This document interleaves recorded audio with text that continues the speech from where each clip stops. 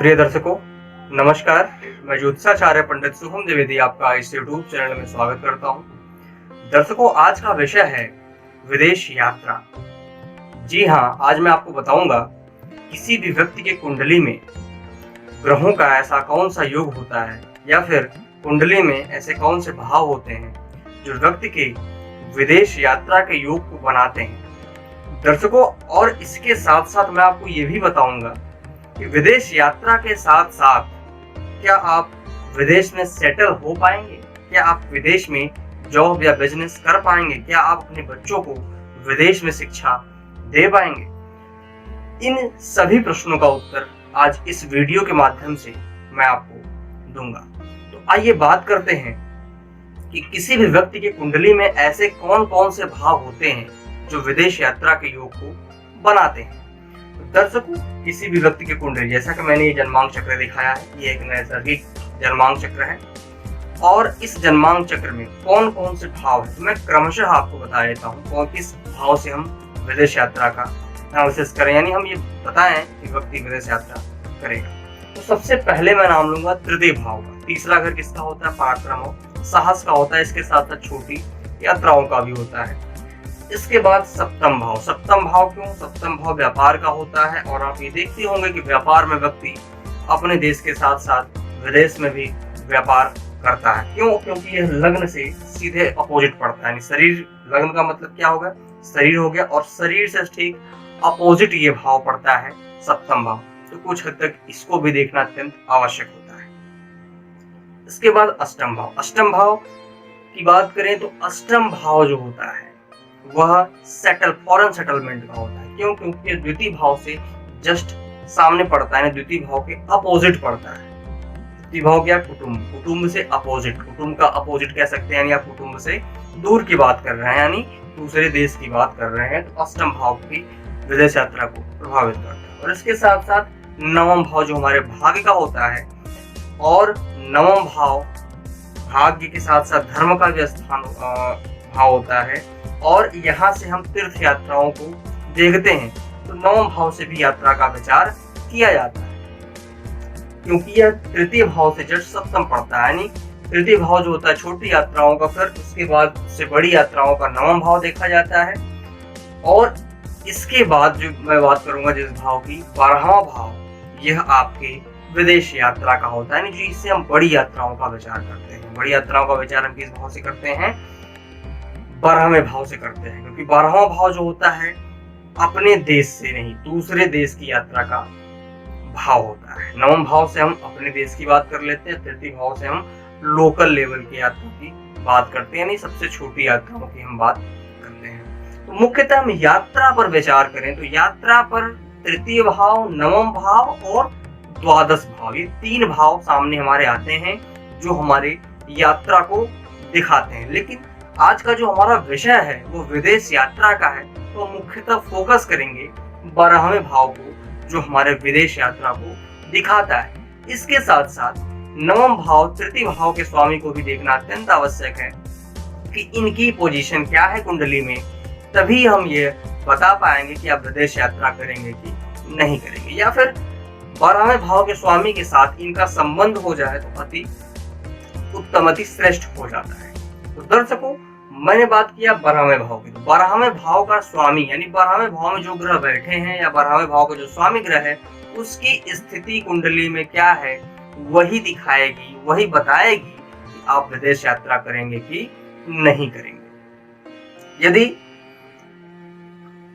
नवम भाव के स्वामी का संबंध 12वें भाव से हो जाए तो विदेश यात्रा का प्रबल योग बन जाता है। कर्म क्षेत्र के स्वामी का संबंध 12वें भाव से हो जाए, प्रबल योग बन जाता है। या फिर 12वें भाव का स्वामी लग्न में विराजमान हो जाए, या फिर भाग्य भाव में विराजमान हो जाए, पंचम भाव विद्या और बुद्धि भाव में विराजमान हो जाए, कर्म क्षेत्र में विराजमान हो जाए, सप्तम भाव में विराजमान हो जाए, तो यह योग को बनाते हैं। क्यों? क्योंकि 12वां घर किसका है? विदेश यात्रा का है, व्यय का है, मोक्ष का है, भाव कहा जाता है।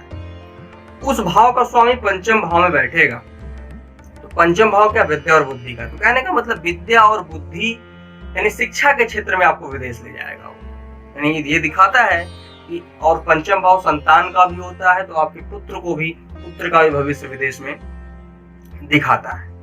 और सप्तम भाव की बात कर ले, सप्तम भाव दाम्पत्य सुख का होता है, तो अगर वो वहां का विवाह भाव का स्वामी, 12वें भाव घर का स्वामी यदि सप्तम भाव में विराजमान है, तो वह यह दिखाता है कि विवाह के बाद आप विदेश यात्रा करेंगे।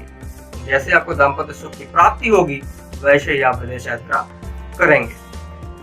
नवम भाव की बात कर ले, तो नवम भाव भाग्य का होता है, तो भाग्य का यदि 12वें घर का स्वामी भाग्य भाव में या भाग्य भाव का स्वामी 12वें घर में विराजमान हो जाए, तो ये कह सकते हैं कि आपका जो भाग्योदय अपने देश में नहीं विदेश में श्रेष्ठ होगा। कर्म क्षेत्र के स्वामी की बात कर ले, वहीं पे कर्म क्षेत्र का स्वामी या व्ययेश द्वादशेश आकर कर्म क्षेत्र में बैठ जाए, तो आपके कर्म क्षेत्र की उन्नति अपने देश की अपेक्षा विदेश में यानी दूसरे देश में श्रेष्ठ होगी। तो मुख्यतः यदि हम देख रहे हैं, कहीं न कहीं से यह जो व्यय भाव है, 12वां घर है, ये हमारे विदेश यात्रा का होता है। इसके विचार से ही हम व्यक्ति के कुंडली में बता पाते हैं कि कुंडली में विदेश यात्रा का योग है कि नहीं है। दर्शकों, बहुत सारे लोगों का ऐसा प्रश्न रहता है कि पंडित जी हमारी कुंडली में तो सभी ग्रह 12वें घर में बैठ गए हैं, अष्टम भाव में बैठ गए हैं। कहा गया है जदा ग्रहे रिपुरेंद्र रिप, यदि कोई भी ग्रह रिपुरेंद्र रिप है, 6, 8, 12वें घर में बैठ जाता है, तो उस भाव का नुकसान कर देता है। तो यहाँ पर यदि 6, 8, 12वें घर में कोई ग्रह बैठे, तो आपको परेशान होने की जरूरत नहीं है। क्यों? क्योंकि यदि आपका भाग्य भाव का स्वामी, कर्म क्षेत्र का स्वामी, विद्यापति या लग्नेश व्यय भाव में जाने का मतलब कहीं न कहीं से वो आपके फॉरेन सेटलमेंट की बात करते हैं, यानी आप अपने देश में नहीं दूसरे देश में आपका भाग्योदय होगा, आपकी कर्म की उन्नति होगी, आपकी शिक्षा का विकास होगा। तो यह 12वें घर से हम देखते हैं। तो किसी के व्यक्ति के भी कुंडली में मैक्सिमम ग्रह यानी लगभग ग्रह 12वें घर में बैठे, अष्टम भाव में बैठे, तो परेशान होने की जरूरत नहीं है।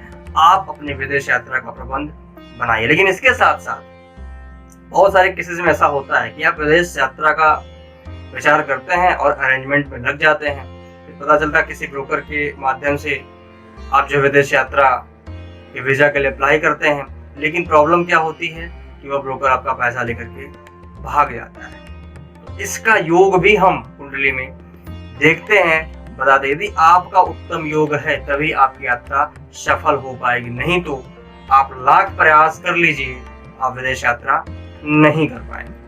तो दर्शकों, यह जानकारी थी विदेश यात्रा के बारे में, यानी कौन से भाव जो है विदेश यात्रा को प्रभावित करते हैं। इसके साथ साथ मैं मुख्यतः 2 ग्रहों का नाम लूंगा। वैसे तो व्ययेश कोई भी ग्रह हो सकता है और कोई भी ग्रह विदेश यात्रा करवा सकता है, स्पेशली हम किसी को नहीं कहेंगे, लेकिन मुख्यतः 2 ग्रहों का मैं नाम लूंगा, एक राहु का और दूसरा शुक्र का। राहु को कहा गया शास्त्रों में मलेच्छ राजा से धन प्राप्त करवाना, यानी मलेच्छ का मतलब होता है दूसरे देश के राजा से धन प्राप्त करवाना। राहु का संबंध व्यय भाव से हो जाए या व्यय के जो अधिपति उनके साथ हो जाए, उत्तम विदेश यात्रा का योग बन जाता है। और उसके साथ साथ शुक्र, लग्जरियस के स्वामी यदि शुक्र भी व्यय भाव में बैठ जाए, तो अति श्रेष्ठ बना देते हैं यात्रा को। तो यह 2 मुख्यतः ग्रह हैं। तो दर्शकों, उम्मीद करता हूं कि आज की जानकारी आपको अच्छी लगी होगी। और यदि आप यह जानना चाहते हैं कि आपकी कुंडली में विदेश यात्रा का योग है कि नहीं है, तो आप अपनी कुंडली की एनालिसिस हमारे कॉन्टैक्ट नंबर 7007137352 पर करवा सकते हैं। और यदि आपका कोई प्रश्न है तो आप हमारे कमेंट बॉक्स में अपना प्रश्न कर सकते हैं। यदि आज की जानकारी आपको अच्छी लगी है तो आप हमारे चैनल को सब्सक्राइब करें, लाइक करें और शेयर करें। धन्यवाद।